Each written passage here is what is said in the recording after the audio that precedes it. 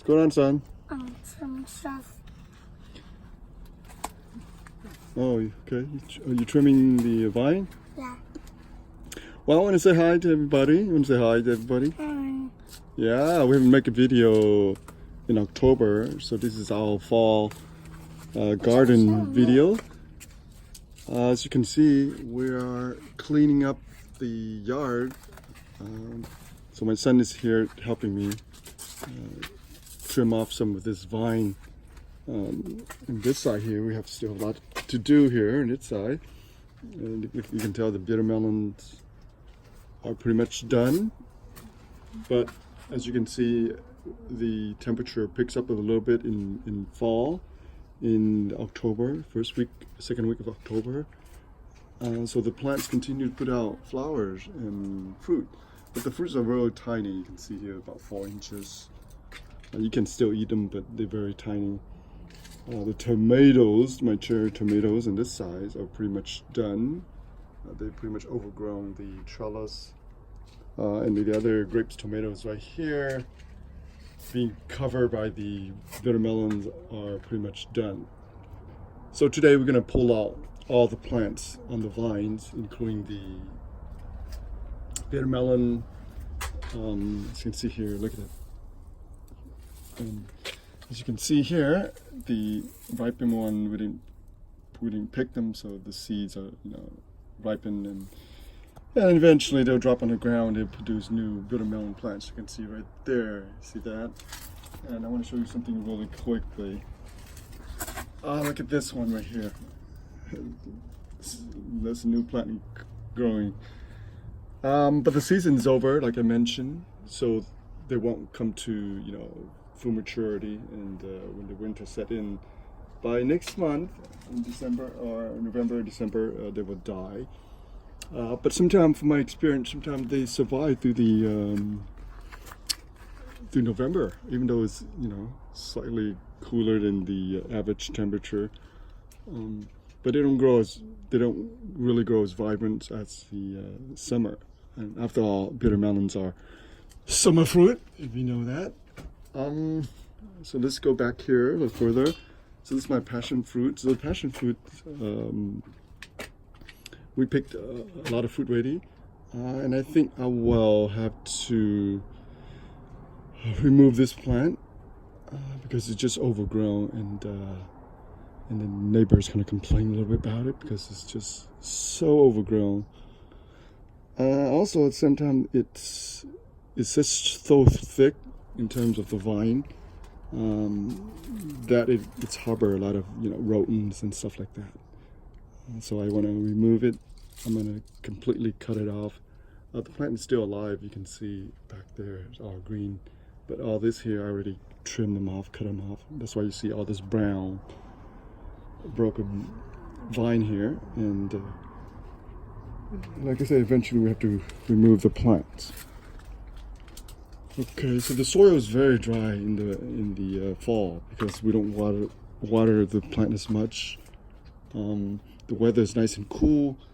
The herbs, like the basil, the Thai basil, is doing quite well, believe it or not. And some of the green onion here, I haven't pulled them up yet, but they're still growing. And also this is perilla. It's going to flowers. Those are one of our herbs. And what we have here, look at this on the side of the house, is the chili. This is one of the wild chili that continue to grow in my garden. I planted them before. The fruits are tiny. It's really nice. You can put them in sauce and stuff like that. Really nice. They're tiny. And look at that, they're growing from the side of the building without any care, without any water. It's kind of like a Christmas lights fruits. The only plant that are continually to produce and flowers are the opal. So the opal come from there. So my son is trimming now, and continue to come over this side. As you can see here, it's just growing like crazy, and it produced a lot of fruit so far. I picked 3 more fruit this week. It's still producing more fruit, but some of them will be would be aborted. You can see here, not good. So this plant will actually extend all the way to even November and December. It's quite a remarkable plant, to say the least. Here's more herbs. You can see they go into flowers. So all the millbar spinach, as you can see here, pretty much done. They go into seeds now. I have a lot of seeds everywhere. And here more of the herbs. Herbs are doing quite well. So we're gonna remove a lot of this millbar spinach on the ground, including all the lettuces that were dead, were dying right there. And you can see here, a lot of these leaves here are affected by some kind of fungus. Like I mentioned before, it looks kind of, it looks pretty bad, but it doesn't affect the plant from producing the fruit at all. Believe it or not, I've been picking a lot of fruit from this plant so far, and it continues to produce new vine, and they keep going. Even though this side is pretty much, you don't see any new growth, but they continue to produce a lot of side shoots, and you can see here, all the side shoots here. And the side shoots actually go into the ground. Excuse me, son. Look, careful, mosquito. Oh, your mosquito bite. Oh no, careful, you're allergic to mosquito bite. Yeah, just because. Okay, so why don't you go inside, go play ball, and leave it here for daddy out. Okay, my son the mosquito is very bad. Once they get bitten, they will swallow up pretty bad. As I was saying here, if you can look at here, the vines here, you can see that's the main vine here, it's huge. And the side shoot come in here, and sometimes when they touch the ground, they will produce roots. And look at that, the roots actually dig into the ground pretty deep, pretty tight. Look at this. And that will produce another kind of like another plant, and it really strengthened the overall plant. But I'm gonna have to remove them because it's just growing like crazy. Look at this. So I planted some more green onions, green scallion, from the cuttings. After I bought the bunches, I just plant them, and they grow pretty nicely in the fall. And the bitter melon again. Look at the fruit. Alright, so the bitter melon this side is done now, so I'm going to remove them as well. And this section here is just cover up all my chili. Look at that. The chili is being covered up. The herbs, the mint on the bottom is being covered up. The only one that's doing okay is the perilla here. So eventually today I'll cut up all this right here. Right, and next week when I video this whole, pretty much this whole trellis, it will be bare. I mean, I have to remove all this here. There's so much. And on this side, our lemon tree, same thing, is loaded with fruits. We're gonna trim off some of them too. And it's been affected by some of this fungus here in California, the citrus, some kind of citrus fungus. Look at that. So we have to remove some of this, cut off some of this plant. And our longan is also done. This plant of fruit on top, which we couldn't get to. And I've been pruning off some of the branches. You can see right there. So the trees now allow the tree to regrow some of the new branches for the next season. So a lot of cleanup we got to do. And here's the millbar spinach in the container. It's going to seeds, and there will be hundreds and thousands of seeds dropped on the ground. And eventually, next season, it will just produce more plants. Okay, our own choy is done. The only thing that's still going is the guava tree. This guava tree doesn't do too well because the soil is very bad here. And it does produce some fruit here. This is one of the Thai guava. You can see there.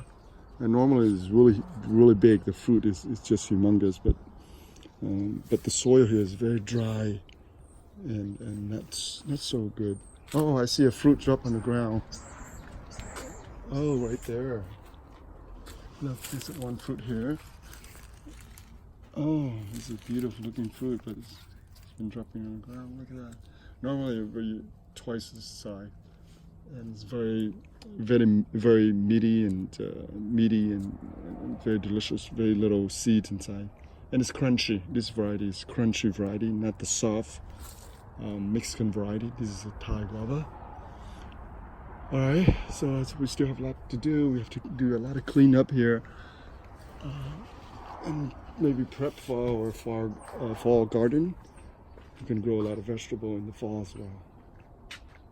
Okay, and on this side, look at the strawberry. It's just sprawling everywhere now, and eventually I'll just allow them to grow. This part of the house, it's really without any sunshine at all, without any sunlight. So the plant here don't do very well.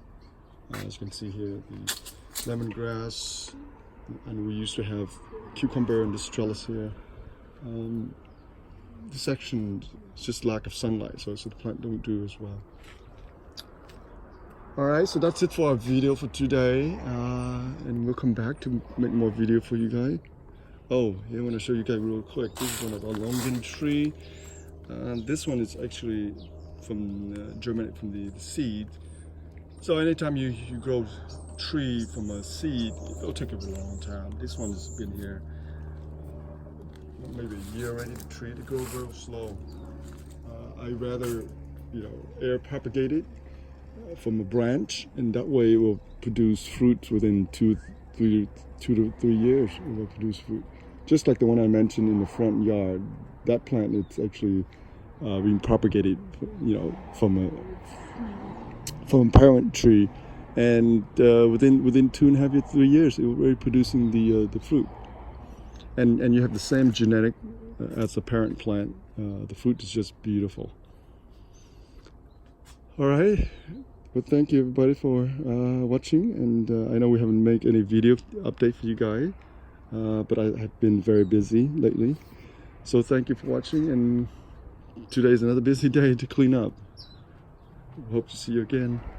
Please subscribe to our video, and please post a comment if you like. Thank you for watching. We'll see you again.